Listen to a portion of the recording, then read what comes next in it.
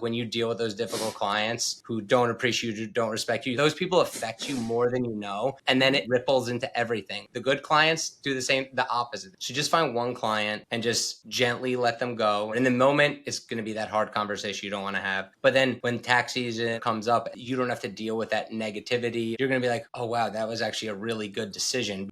Welcome to Deduct This, powered by ProConnect Tax. This is where tax professionals come together to share ideas, experiences, and fresh perspectives to help you grow your practice and your future. We're glad you're here. Let's get started. Hi, and welcome to Deduct This with Carrie and Lexi. I'm Carrie. And I'm Lexi.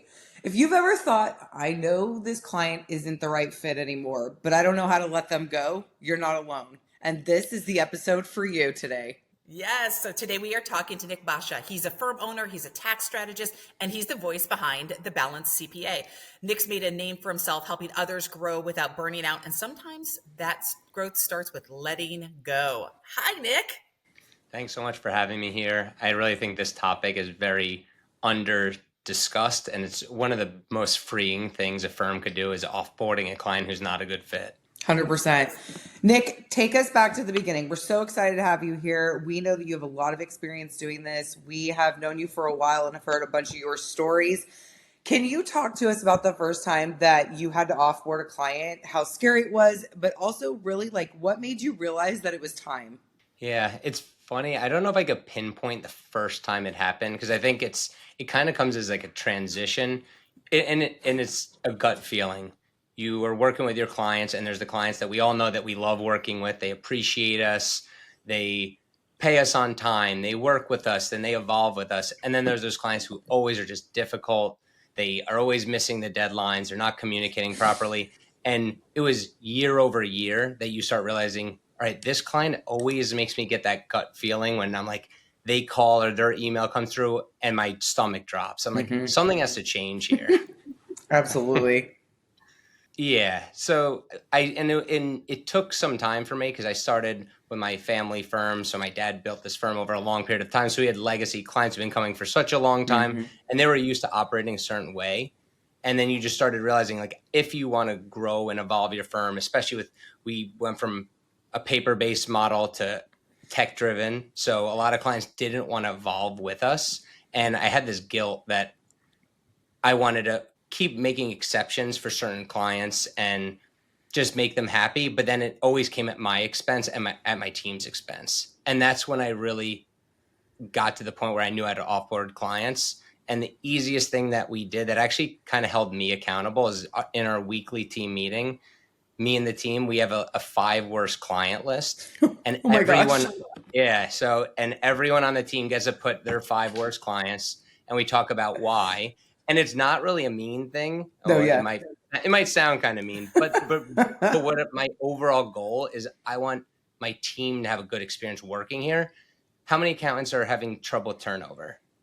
And the reason they're usually not quitting because the work's so complex, the work's so difficult. It's because they have to deal with difficult clients, and there's all these exceptions. They don't understand why we're doing all these things for the clients who are the most difficult. So now we have this 5 worst client list.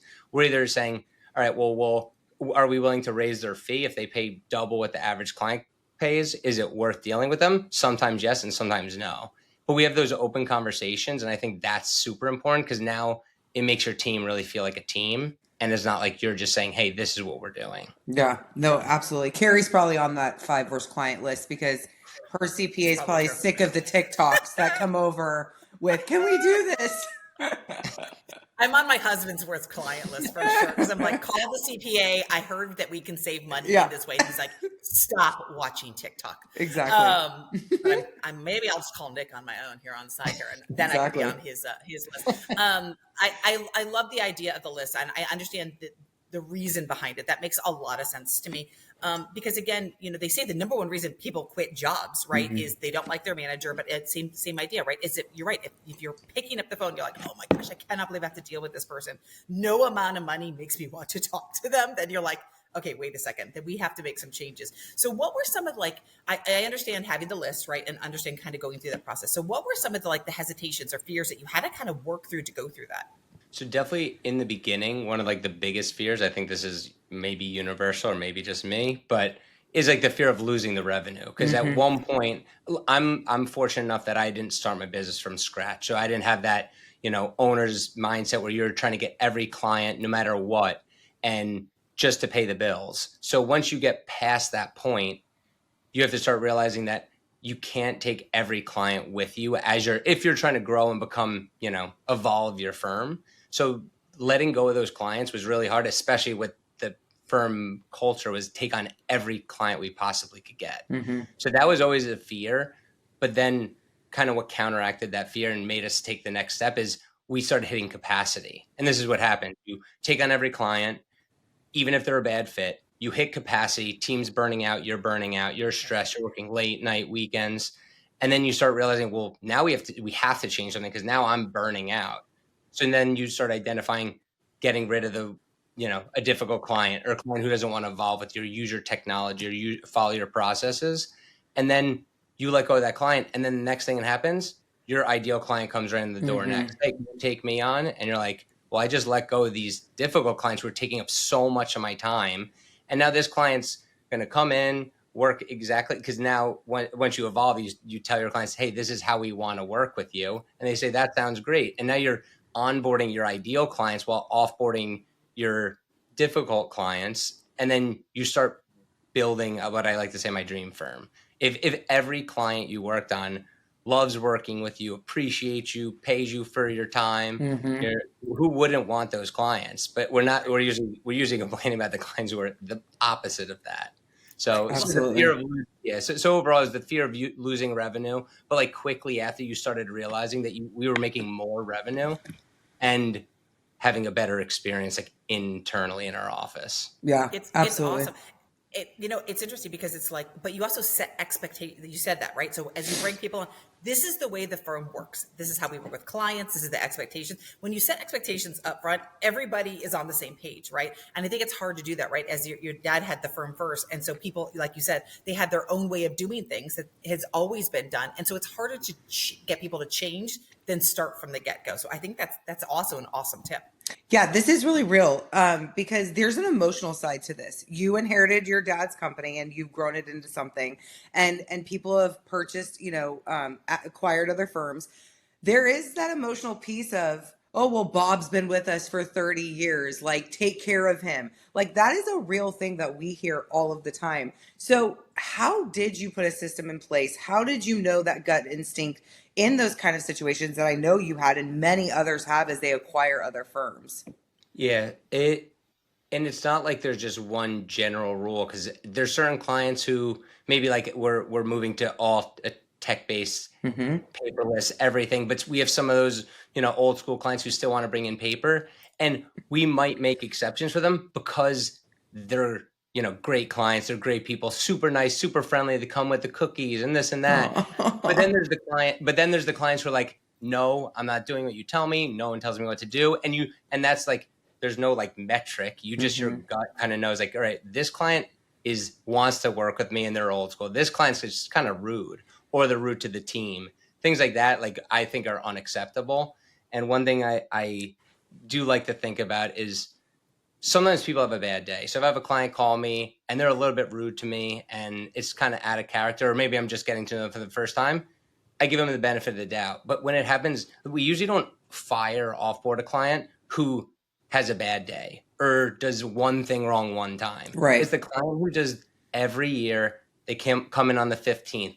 Every year they complain about the bill. Every year they're rude to your team.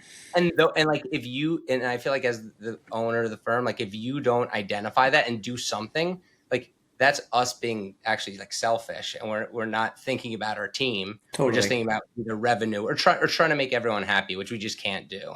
Absolutely. So definitely the guilt factor is really, I think, the hardest thing to make the change. Like you feel bad, we want to make everyone happy, but you try to think about the bigger picture. You can't make every client happy. No, that's such a good point. Okay, let's talk about the transition then. What do you do with these people? So it depends on the client. So we are trying to be paperless. So certain clients were like, hey, you might not be a good fit anymore. So we try to refer them out because as we're evolving, it's hard to have one standardized process when people don't want to follow it or don't want to, like, let's say the first part of our workflow is uploading to our electronic document portal, but someone can't use it and they don't want to use it, they don't want to learn it. We might say, hey, as our firm grows, maybe we fit for maybe a more traditional accountant who's probably older, doesn't use technology, and they want to do in person. They want to, do everything right off the paper documents. So we try to refer that out. If a client's just really difficult, and I would almost that'd be a client I probably wouldn't want to refer out because I'd feel bad. So it really depends on the situation. Or if for a lot of firms, when you start hitting capacity issues, you're going to start hitting your minimum fees, raising your minimum fees. And some clients are saying, hey, maybe you're not a good fit for us anymore. Maybe there's another firm that's better, or it really just depends on what works for you. So I think it's in your best interest, especially if it's a client you care about, if you could refer them to someone or get them in a right place rather than say, good luck and just go on your merry way. So I do try to do that. But if it's a client who's, rude to the team and difficult, I'll just say, hey, you're no longer a good fit, and good luck. Wish you the best, something like that. Yeah, So I can see how that would go. So let's talk about process, because a lot of people are going to go through this. We've actually heard about this. It's been brought up in at least a light manner on every single podcast we've done and in conversations about kind of going through this. But I think people still have a fear of like exactly what to do. So if we had to talk about process, like how do you prep for it? Do you write down the list of the people? Do you have like a little note of what you're going to say to each one of them? Or how do you go about doing that? Yeah. So it's funny, as our firm has gotten better with our internal processes, so my time gets freed up a little bit more than year over year. I'm less busy, getting more done. That's kind of the goal.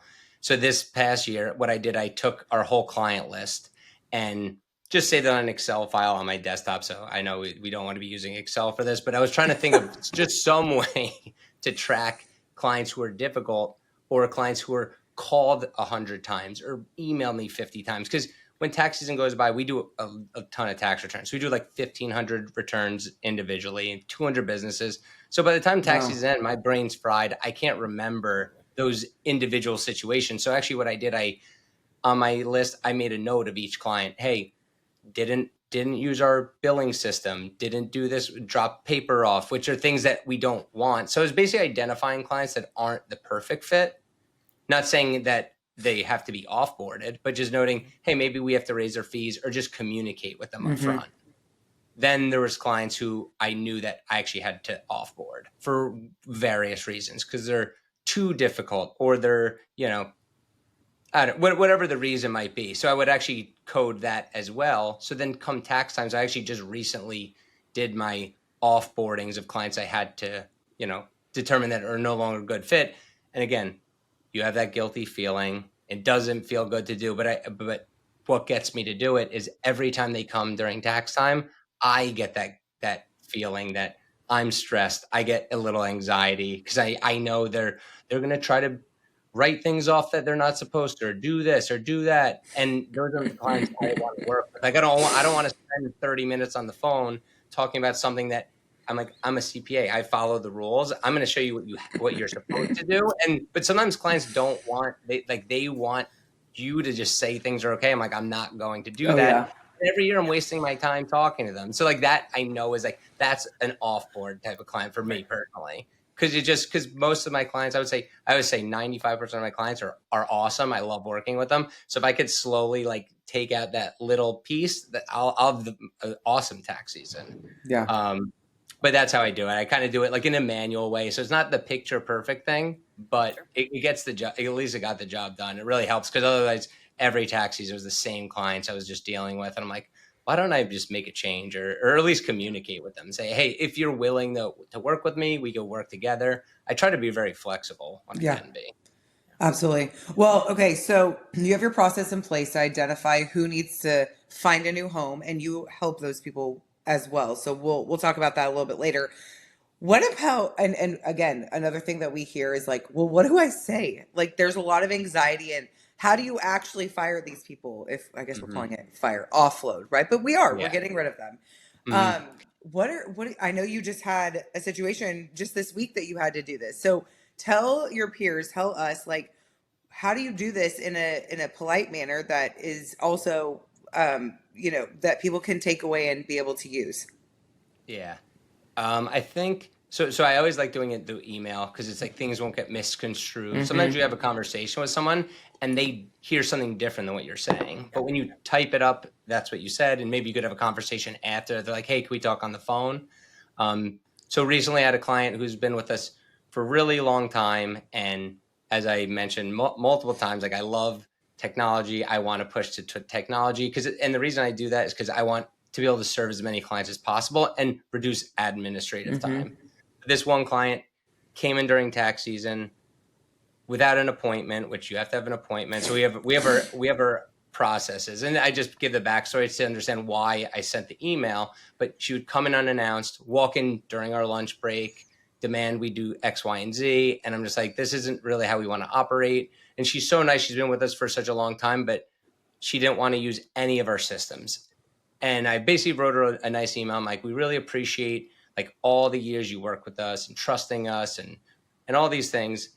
But we're like, as we're modernizing our firm, we understand like a lot of our clients want a traditional way that you're used to in the past. And we totally respect that. However, we can't keep our firm back the way you want it when this is our goal and this is your goal. So we really like, and we basically we could refer you to another accountant who might be better suited to your need, because she wanted to sit down, talk about what's going on in life and things like that. And that's how things used to be. She's older, but so he sent this nice email and that was that. And I felt, I still feel bad about it, but if I didn't do it in tax season, it'd be the same thing. I'm going to be stressed out again. And it's kind of like my own fault. So I feel like there's a nice way to communicate why we're typically not offboarding a client because we're mean or we're selfish. We're offboarding for a reason. If you just communicate it in like a professional way, I think they understand. Well, and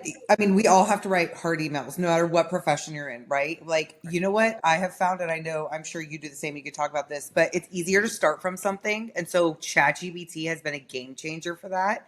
Absolutely. So I like, it's like, again, you can put in like, make it professional and kind and warm, and then it's something to start from. So, and I know you do the same. Mm-hmm. Yeah. Yeah. And like the recent ones, ChatGPT is like unbelievable because I'll write what I like to do. I like to write it the way I want it to sound. Like, hey, more professional, and I give it the backstory. Client for a long time, such a super sweet person. And then it does a really great job. Yeah. I don't know what we did for ChatGPT. Oh, I know. I forgot about what life was like. Right, because otherwise, like I know when I've written them way in the past, you trip over your words. I'm so sorry. Like, and then then by the end of the email, you've already like brought them back on. Like you kind of go in circles, and you're like, oh, but it's not you, it's me. Well, maybe you should work it out. Like you're like, no, so true. Like, quit it, stop it. Right? It's like the breakup. It's not you, it's me. Right? So funny. So you also mentioned that you do refer out clients. Now, obviously, you said you're not going to refer out the ones that were rude or did something. I would assume that's few and far between. I would hope it would be, at least anyway. How do you think about that? Do you like wrap things up and then you go, hey, I work with these certain people, you work with company. How do you do that to get people to feel like you're gently handing them off to somewhere that might work a little bit better for them? Mm-hmm. Well, I think one of the best things I've been doing is like going to accounting conferences and networking with other accountants in our industry, because we all are suited for different clients. No accountant, I've met a single one who could serve every single client. It's just impossible. So there's going to be, I have accounting colleagues, friends who refer the clients they don't want to me because they're too small for them. So they send them to me, which works out because at least they could trust me and they know they know who I am. So, and I do the same thing with a client who, doesn't fit our model anymore. I could refer them out as well to someone who's better suited to them. Because I feel like what happens a lot of times, people are like, oh yeah, I just told my client, just go wherever. Then they have a bad experience. And then you feel worse about it. So at least I think building a network of other accountants that you trust is really helpful, because now you get the client who might not be a good fit for you, might be a really good fit for one of your colleagues, and they could really use that business. And they might not care about using electronic pay up front model or whatever that your firm requires. Yeah, absolutely. That I totally agree that there's so many different options now. And, like even Intuit has a new option that we can take some of the different clients of, just like what you're saying, that you don't have to time to do it. They're not your perfect profile of what you're looking for your new company. So it's really amazing. And the industry is just changing so much. And it's such a beautiful balance of networking and supporting other accounting firms, their tax and accounting firms, then also leaning on some of the corporate new opportunities that are available for some of these customers. So, okay, so let's get super real here. What is the hardest part about some of these conversations that don't go as planned? So, I mean, you've probably had a situation where they're like, keep me, I'll be better. Like, it's like the ex-girlfriend, right? Like, I love you.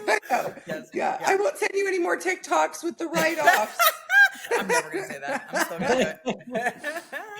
Yeah. So it doesn't happen as often as you think. Like when you send someone offboarding, like most of the time people are like, I would assume just like maybe embarrassed or whatever. And they don't try, but like once in a while, a client will try to like make me feel worse about it. Like, I can't believe you. And like, and that kind of like that, I think that's the worst feeling, but that like rarely happens.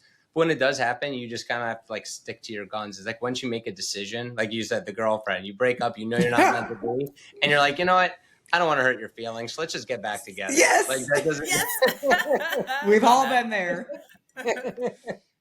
So, but yeah, no, sometimes it is difficult. And one of the reasons that I think offboarding a client, like when I like started realizing I had to offboard clients, and again, I can't pinpoint this, but there was like a specific moment that I knew that something had to be changed because I felt guilty. Everyone feels guilty about offboarding a client, but I give an example. I have a client who I love working with. Whenever she calls, she's so sweet, so nice, and she always is like, "You're the best," like just like making me feel like I'm the greatest. And so I love working with that client. But then there's the client. I make up a name just to protect privacy. Yeah, of course. Just say Bob. Every time Bob calls, he's rude, he's mean. Every time I'm stressed out. But then the problem what happens is then if I hang out with Bob and then my favorite client calls right after, now I'm in a bad mood. Right. I took it out on her, not intentionally. Totally. I'm down. So now I'm like short with her and then I realized like that was my fault. Like she didn't do anything wrong. She just happened to be in the wrong place at the wrong time because I had the difficult client, then I had my favorite client, and I gave my worst self to my favorite client. So then I started realizing that I had to let go of the bad client because it actually affects more than just me. It affects everybody, even the team when you're in a bad mood. Absolutely. So I think that was like a huge change for me. For anyone out there who's like afraid to make a change, is like, just know, like when you deal with those difficult clients who don't appreciate you, don't respect you, like you're, no matter how positive and happy you are, which we all know we're always fully positive and happy during tax season, but those people affect you more than you know. And then it ripples into everything. When the good clients do the opposite, they make you happy. They make you excited to come to work. And so that was like a time that I knew that I had to make a change. Absolutely. Yeah, it's a great. I can imagine. And now you've been doing this for a while, right? So do you, I always love to kind of reflect back of like, what did I learn? What would I do differently? I love the idea of like a little bit of a time travel. Like if I knew now, if I knew then what I know now, is there anything that you've learned over time that you sort of tweaked this process, or you're like, gosh, I did this and that was a disaster, so don't do that one again? Was there anything in there that, I mean, that was a little extreme, but you know what I'm saying? Yeah. If I could go back, like I've been doing this for 12 years. If I could go back 10 years and tell my younger self, the number one thing I would do is set clear expectations, because it's really hard to tell a client, hey, it really annoys me that you don't pay me until April 16th after the deadline. But if you never told them that, why would they know? Like they have no clue. It annoys me that you come in with a giant box of tax documents that we have to sort through. Oh my gosh. They're like, well, you never told me that annoyed you. So like, and it's so true, because this tax season, we told clients, you can't bring paper in anymore. If you come in, it's a $50 administrative fee, because the team has to scan. No one wants to do the scans. We have to move the documents. And the amount of older clients who go, oh, I never knew you want it. They're like, I thought you wanted me to come in with paper. I'm not kidding. Like probably 50 people are like, I thought you wanted us to bring the paper in because they didn't know.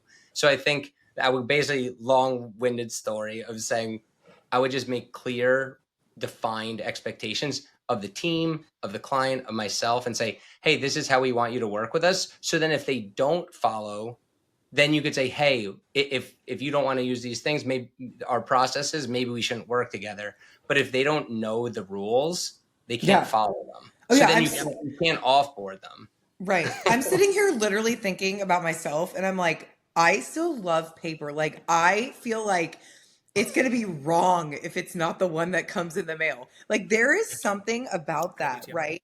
Is that weird? And I mean, I'm not like super old. I mean, I'm getting older, but is it Carrie?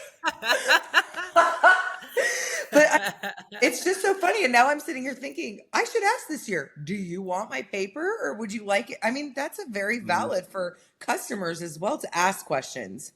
Yeah. But you're right, setting expectations and being honest. And again, it goes back to the emotion. You're scared if you say something like that, they're going to get upset or they could leave you. But it's all that emotional tie-in, which the best thing about all of this is just showing how much you all care. I mean, that's like the common theme is you care so much about your clients. Yeah. And I also think it's like any relationship is a two-way street. So if I say, hey, if you use our electronic portal and you pay up front, we're going to give you high quality service and we're going to free up our time for advisory and tax planning and things like that. Like when we're so bogged down doing administrative stuff, I don't have time to take the phone call or answer your email. So I'm thinking, hey, we're willing to work with you and give you an awesome experience, but you have to be willing to work with us. And they go, well, I don't want to work. I don't want to follow any of the rules. Like, why do we feel like we are supposed to do whatever every client says? Especially if you're serving a lot of clients, it gets to become excessive when you have so many exceptions to your own rule. Yeah. And so when you started to put those things in place, Nick, like what were some of the unexpected wins that you saw and kind of for your firm as you've been moving forward? Yeah. So I'm really proud this past tax season. Well, tax season's coming up already, which that makes me want to crawl under the table. But this year we did for the second year, like every transition has taken some time, but we did like a pay up front model. So now what helped we basically collected like 80% of our annual revenue before tax season started, which is super nice. All the clients were able to have conversations about their bills up front. And then we took that out of tax season. And then obviously the clients who didn't want to work with us, it was easier to identify who we didn't have to work on. Absolutely. So tying into the offboarding is some of the clients were like, well, I don't want to pay up front because we've never done that in the past. So maybe they'll go find another accounting firm. It's not like they told us. So some clients just left. Yeah. But then we had so much more room for new clients. So now we have so much more capacity because we're not working on clients who didn't pay. We're only working on paid clients. So that gave us so much more focus on who we need to work on. But what I'm excited about is what I wanted to say is our client number went down 15%, but our revenue went up 17%. That's awesome. Yeah, we're hearing that everywhere. That's amazing. Yep. Yeah. So, and the best part is basically, I would assume that the 17% or the 15% that left and didn't come back, we still replaced them with newer clients who only knew our new system. And I would say like our quality and even the team culture has been so much better because you start realizing the like those clients who didn't come back. Now everyone's like, wow, we didn't have to, this person that everyone, they never came back. And everyone's so happy. And like, I feel bad to like talk about that, but it's true. It's like the client who always came in and everyone's like that they're singed into everyone's brain that this client's so annoying or whatever. And then when they don't come back, everyone's like cheering. It's like, yeah. Absolutely. We did it. All right. Well, I think we covered a ton of different topics on this. I've loved this conversation because I think it is so real and it's so important for people to be thinking about. And honestly, it hits everybody. It doesn't even have to be a tax and accounting firm. It could be any type of small business, large business, et cetera. So if you had to give sort of like one piece of advice for someone who is listening to this in order to like figure out how to onboard, to pull the trigger, what would you say to them? I would say just find, like we have the 5 worst client list, just pick one client who's been stressing you out, and just start there, because it sounds overwhelming to do this, especially if you never did it before. So just find one client and just gently let them go as practice. And one, it is gonna make you feel better. In the moment, it's gonna be that hard conversation you don't want to have. But then when tax season or whatever comes up and you don't have to deal with that negativity or the rudeness, you're going to be like, oh, wow, that was actually a really good decision. But in the moment, it's hard to think about it. So I would just say pick one client and just tell them they are no longer a good fit. Maybe refer them out if it makes you feel better. And I think that you have to start. When I did the first one, it was really difficult. And now it just becomes it's like building the muscle.